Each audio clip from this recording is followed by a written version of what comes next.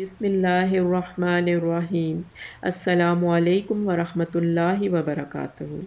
رسول اللہ صلی اللہ علیہ وآلہ وسلم نے فرمایا، کوئی شخص نماز کی وجہ سے جب تک کہیں ٹھہرا رہے گا، اس کا یہ سارا وقت نماز میں شمار ہوگا، اور ملائکہ اس کے لیے یہ دعا کرتے رہیں گے کہ اے اللہ، اس کی مغفرت فرما اور اس پر اپنی رحمت نازل کر، اس وقت تک جب تک کہ وہ نماز سے فارغ ہو کر اپنی جگہ سے اٹھ نہ جائے یا بات نہ کر لے۔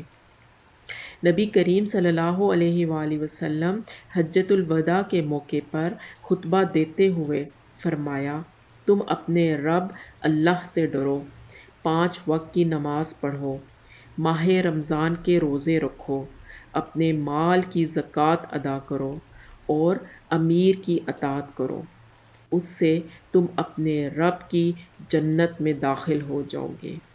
اللہ تعالیٰ سے دعا ہے کہ اللہ تعالیٰ ان سب کاموں کی کرنے کی توفیق عطا فرمائے تاکہ ہم سب بھی اپنے رب کی جنت میں داخل ہو سکیں۔ جزاک اللہ خیر۔